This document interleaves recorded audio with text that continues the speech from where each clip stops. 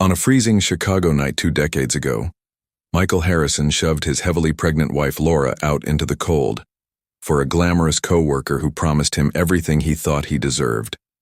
No home, no mercy, no second thought. Laura stumbled into darkness, clutching her swollen belly, heart pounding with more than fear, promising silently to raise her child alone. He thought he had won. But 24 years later, Laura rose, brick by brick, plate by plate, building something no betrayal could ever steal. She became the kind of woman who turns heartbreak into fuel and builds empires from crumbs. And Michael disappeared, swallowed by the very choices he once thought would make him invincible. Before we dive deeper, let us know in the comments where you're watching from. We'd love to hear from you. And don't forget to hit that subscribe button so you never miss any of our upcoming videos. Who was Michael Harrison? The man who traded loyalty for ambition, turning his back on the woman who had stood beside him when he had nothing. What kind of husband could push his pregnant wife, Laura Harrison, into the freezing Chicago night, believing that money, status, and another woman would secure the future he craved? And how did Laura, an orphan with no family and no safety net, rise from the ruins of abandonment to create a life more powerful than anything Michael could ever have imagined? In the years that followed, how did their paths twist and collide, until Michael was brought to his knees, forced to confront the family he had destroyed, and beg for forgiveness he knew he did not deserve? This is a story that asks us to examine betrayal, resilience, and the haunting question of whether a single act of cruelty can echo across decades and seal a man's fate forever. Michael Harrison was not born into wealth, nor was he raised with silver spoons and safety nets. He was a young man from Chicago, restless and ambitious, determined to climb higher than his parents had ever dreamed. To him, money was not just security, it was validation, proof that he mattered in a world that only seemed to respect the powerful.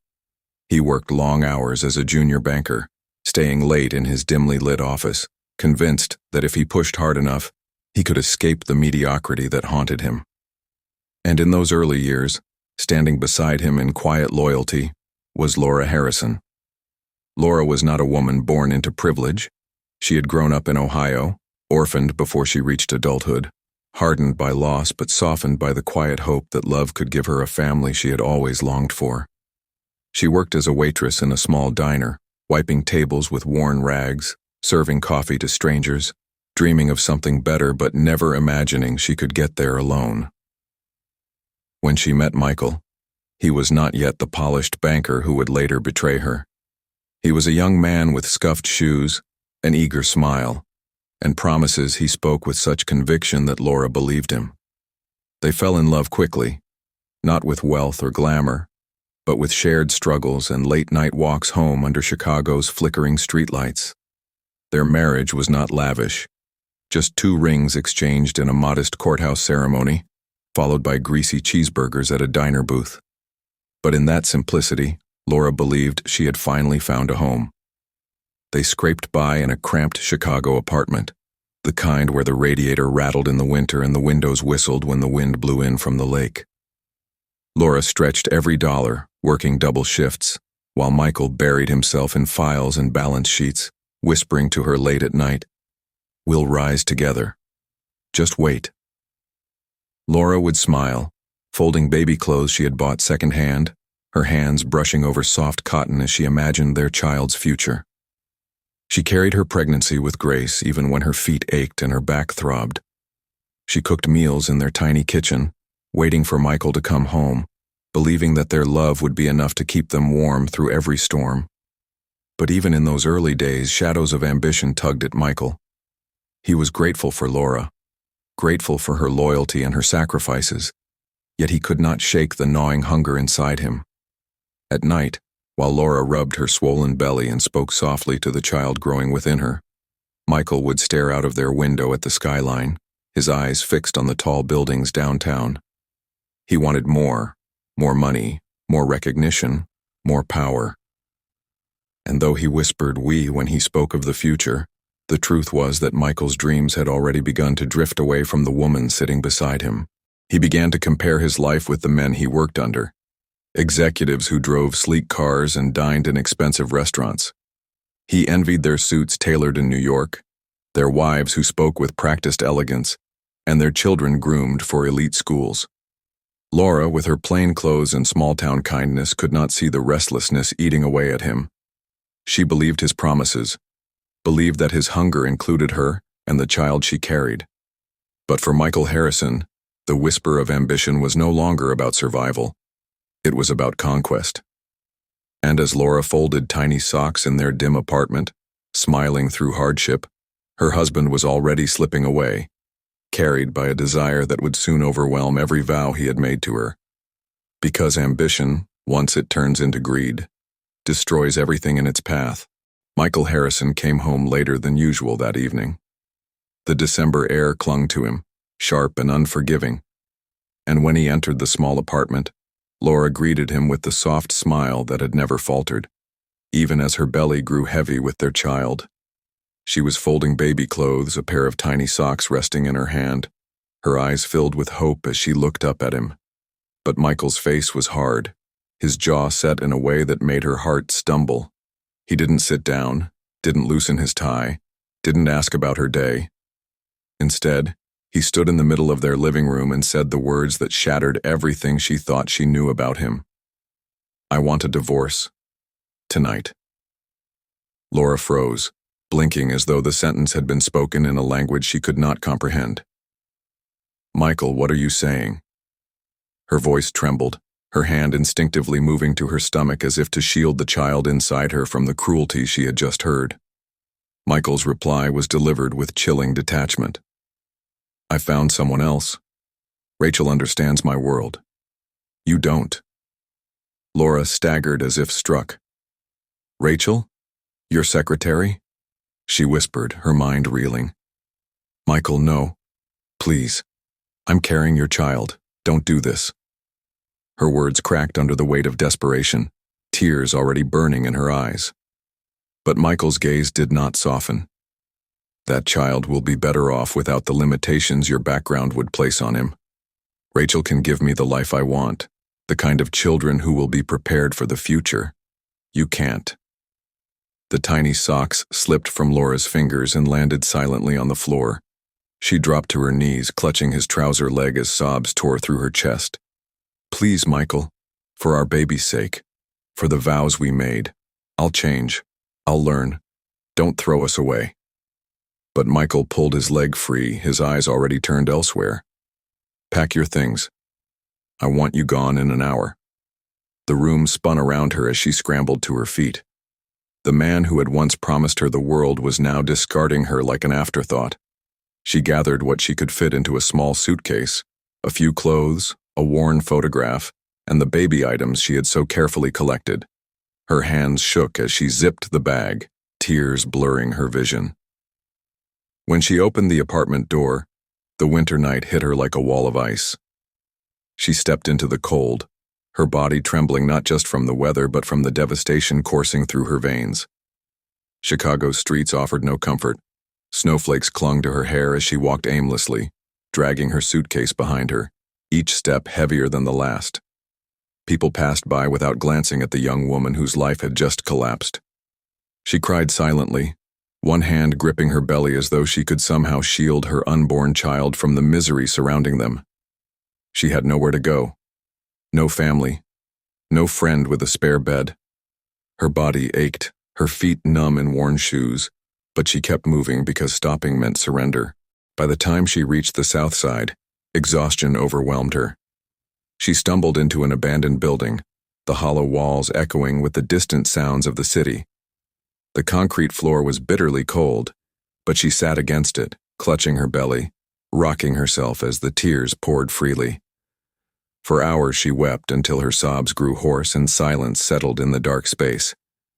The baby inside her kicked, as though reminding her that she was not truly alone. It was then, in that desolate shelter, that Laura made her vow. She pressed both hands against her stomach and whispered through broken breaths, "I will not let you suffer for your father's choices. I will be strong enough for both of us. No matter how hard it gets, I will not let you down." And in that moment, on the cold floor of an abandoned building, the course of her life shifted. She was no longer just a discarded wife. She was a mother with a purpose, a woman with a promise to keep, and a fire inside her that no betrayal could extinguish. Because what she did next would change the course of her life forever. Laura Harrison woke to the gray light of morning inside that abandoned building, her body stiff from the concrete floor, her suitcase pulled close as though it could protect her.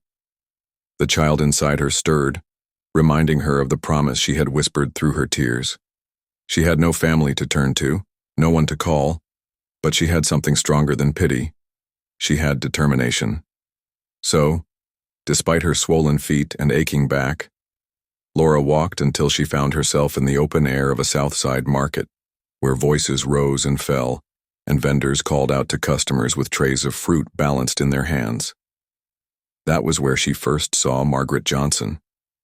Margaret was an elderly fruit vendor, her face lined with years of hard living, her hands rough from decades of labor.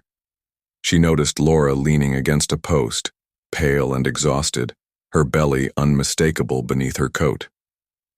"Child, you look ready to collapse," Margaret said, pushing a ripe apple into Laura's hand. "Sit. Eat." At first Laura resisted, pride warring with her desperation, but the kindness in Margaret's eyes disarmed her. With a trembling hand, she accepted the fruit and ate. As Laura explained her story, abandoned by her husband with a child on the way and no home to return to, Margaret listened quietly, her jaw tightening with each detail.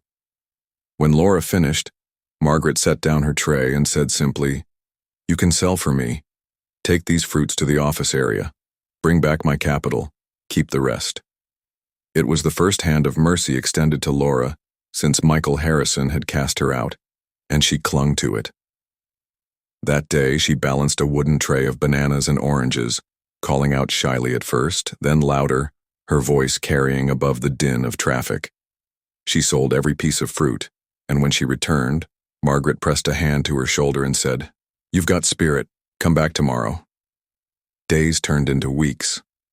Laura sold fruit every day, her belly growing heavier, her feet blistered, her clothes worn thin. Margaret watched her with growing affection, offering her food, guiding her in how to handle stubborn customers, teaching her the rhythm of survival in a city that showed no mercy. One evening, as Laura counted her meager earnings, Margaret said, "My room is small, but it's better than that empty building you're sleeping in. Come stay with me." Tears filled Laura's eyes, and for the first time since Michael's betrayal, she felt she was not completely alone. Months later, in the middle of a violent storm, Laura's labor began.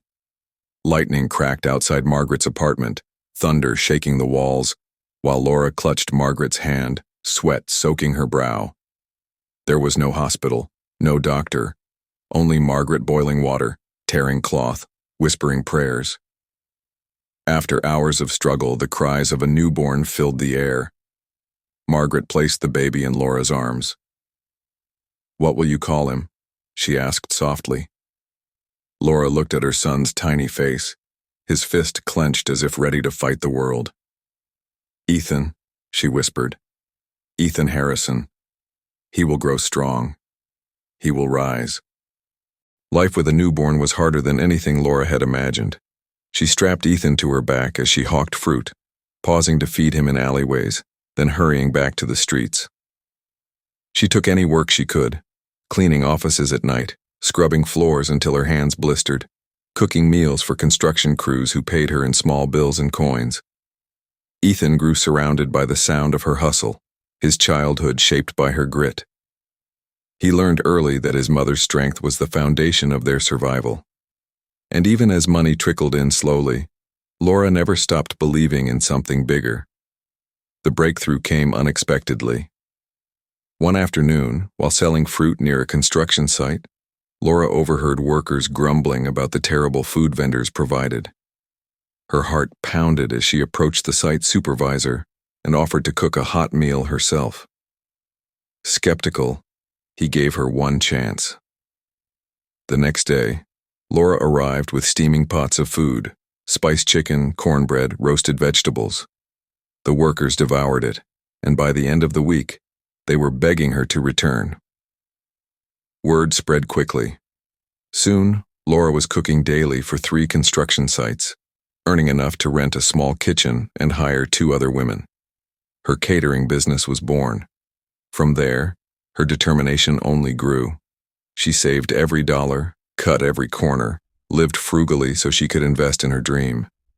Years later, she opened her first small restaurant in Chicago, a modest space where the food was rich, the service kind, and the atmosphere welcoming. People from all walks of life came, drawn not just by the taste but by the warmth that radiated from the place.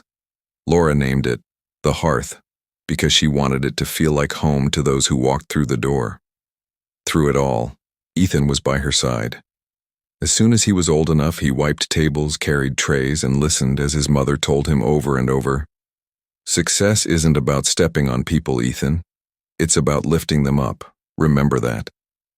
Those words shaped him more than any textbook ever could. He excelled in school, his mother's sacrifices fueling his drive, his eyes always fixed on making her proud. Meanwhile, Michael Harrison's life had taken a very different turn. After abandoning Laura, he married Rachel, his secretary, and moved to New York. There, he slipped easily into the life he had always envied: sleek cars, Wall Street connections, summer parties in the Hamptons. But Rachel was not the loyal woman Laura had been. She was ambitious, calculating, her eyes scanning every gala and charity event for men with deeper pockets and greater influence. Michael thought he had found sophistication and security, but in truth he had walked into a world where love was a transaction and loyalty had a price tag. And while Laura built her empire brick by brick, Michael's glittering world was already beginning to crack beneath him. Because as Laura Harrison built her empire, Michael Harrison's world was crumbling underneath him. For a time, Michael Harrison thought he had everything he had ever wanted. In New York, he lived in sleek apartments with glass walls overlooking the skyline. He attended charity galas in tailored suits, smiled for photographs beside Rachel, and drove the cars he had once envied from the windows of his Chicago apartment. To the outside world, he had arrived. Yet beneath the surface, the life he had built was hollow. Rachel was not like Laura. She did not stand with him in sacrifice. She did not soothe his failures or believe in him without question. Rachel was ambitious in her own right, a woman who measured her worth by proximity to power. When she looked at Michael, she did not see a husband to love. She saw a stepping stone, one that could lift her to greater heights if she played her cards carefully. Michael's hunger for status had pushed him into dangerous territory. To maintain the lifestyle Rachel demanded, and to keep up appearances among his colleagues, he began dipping into funds that were not his. At first it was small. Numbers shifted on spreadsheets. Accounts moved quietly.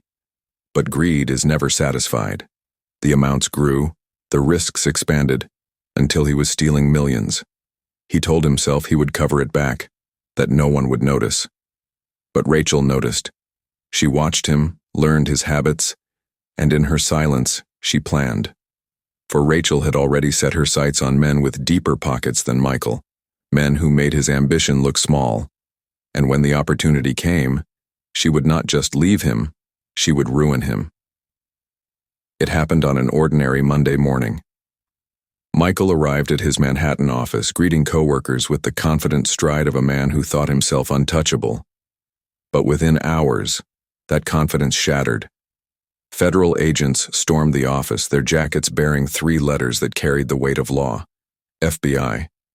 Papers scattered, phones dropped, whispers spread like wildfire. And in front of his entire staff, Michael Harrison was placed in handcuffs. His colleagues stared, some in shock, others with barely concealed satisfaction, as the man who had once lectured them about success and power was led away like a criminal.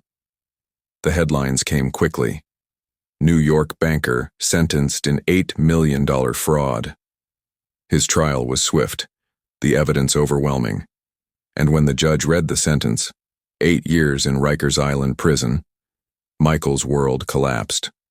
The same hands that had once signed deals and held champagne glasses now gripped the bars of a cell. The tailored suits were replaced by an orange jumpsuit. The man who had cast out his pregnant wife for the promise of a better life was now stripped of everything he thought defined him. And while Michael Harrison's empire crumbled, Laura Harrison's star continued to rise. Back in Chicago, she had opened her second restaurant, each one a reflection of her resilience and her vision. The spaces were warm, the food authentic, the kind of places where families gathered not just to eat but to belong. Her name became known not as a victim of betrayal, but as a woman who built something lasting from nothing. Her story inspired others, a symbol of strength for those who thought they had been broken beyond repair. Her son, Ethan Harrison, walked beside her through it all. He grew into a young man of brilliance and integrity, excelling in school, driven by the sacrifices he had witnessed every day of his life. At 22, Ethan graduated with honors from MIT, his future stretching out with limitless promise. On that day, as he held his diploma, he placed it gently into his mother's hands and said words that made every sleepless night, every painful sacrifice worth it. "Mom, everything I am is because of you." Laura's eyes filled with tears, her heart swelling with a pride that could not be measured by money or status.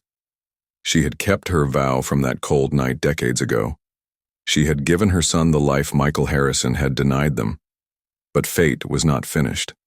Because while Laura and Ethan celebrated victories hard won, the man who had once thrown them away was about to be forced back into their lives. Their paths were destined to cross again. And when they did, nothing would ever be the same. When the gates of Rikers Island finally opened 8 years later, Michael Harrison walked out a man who looked twice his age. His once sharp jawline was sunken, his hair now gray, his back bent from the weight of years spent in confinement. He had no wife waiting for him, no colleagues offering handshakes, no home to return to. Rachel had long disappeared, running off with the man who replaced him easily, taking with her what remained of the wealth he had stolen. Michael was left with nothing.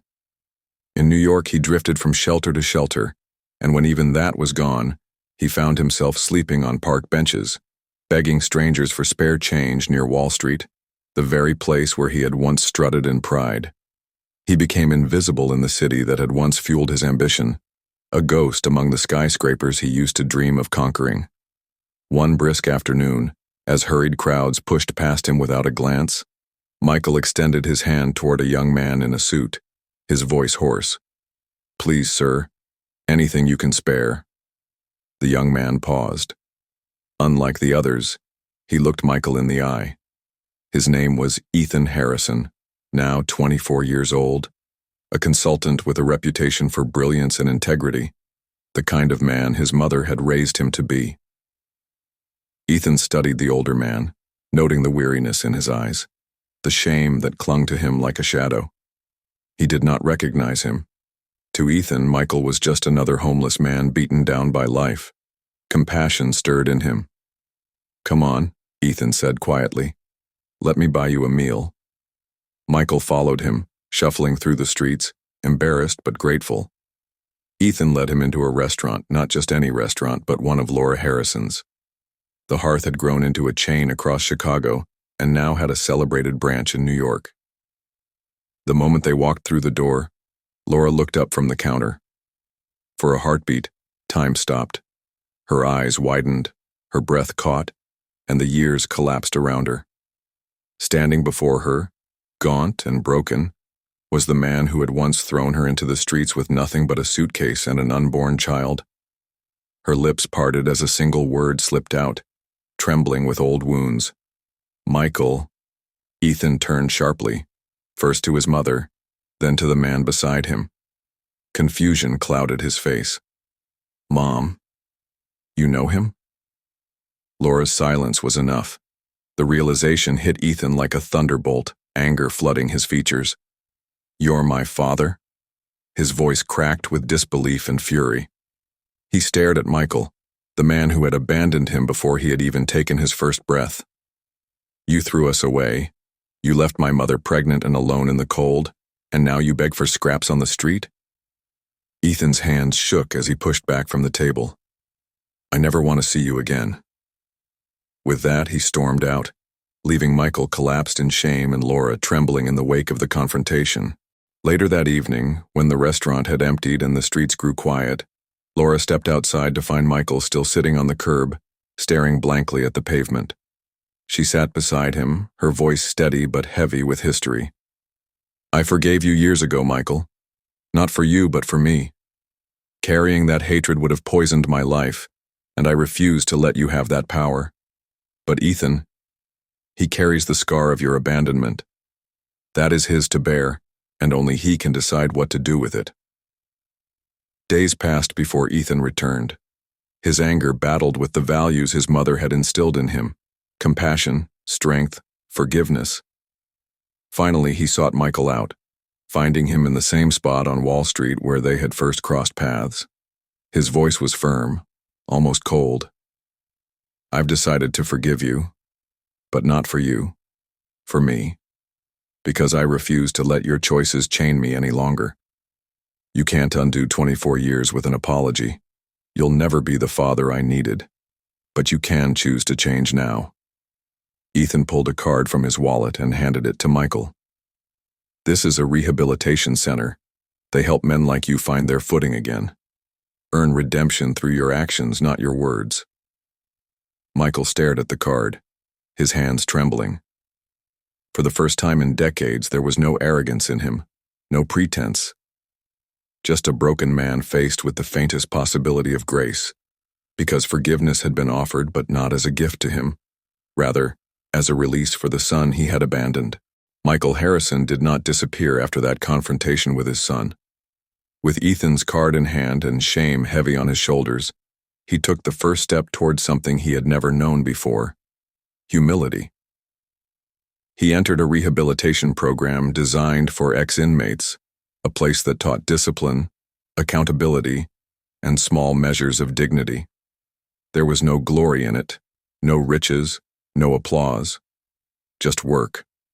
Slow, steady, unremarkable work. In time, he found employment as a night shift security guard at a warehouse in Queens. His life became quiet, the noise of ambition long gone, replaced by the steady rhythm of routine.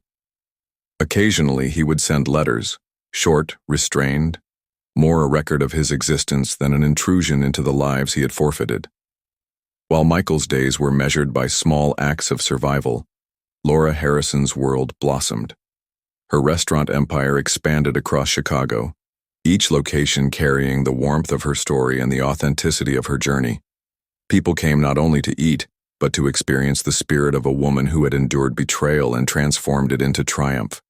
She became a symbol of resilience, her name respected far beyond the city where she had once slept on a cold floor, with nothing but determination and an unborn child to hold on to. Ethan Harrison charted his own path. With brilliance and work ethic sharpened by his mother's example, he built his own consulting firm in Boston, creating a name for himself not by stepping on others, but by embodying the values Laura had instilled in him. He married, started a family, and carried forward the legacy of love and resilience his mother had fought so hard to preserve. One evening, years later, Laura sat at a long dinner table in her home. Ethan was there, with his wife and children, their laughter echoing through the room. Margaret Johnson, now elderly but still sharp, sat smiling as she told stories of the market stalls where Laura's second life had begun. The table was filled with food, warmth, and the unmistakable sense of belonging. Michael was not at that table.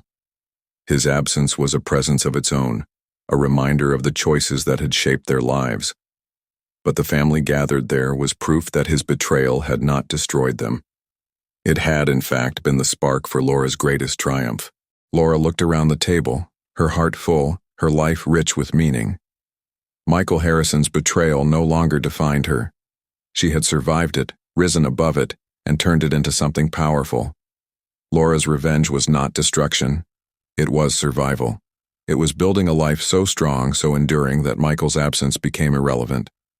Her greatest victory was not wealth or recognition, but raising a son who understood that true strength does not come from abandoning others.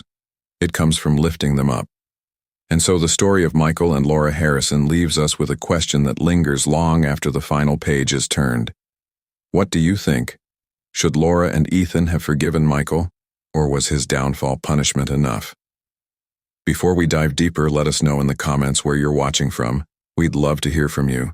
And don't forget to hit that subscribe button so you never miss any of our upcoming stories.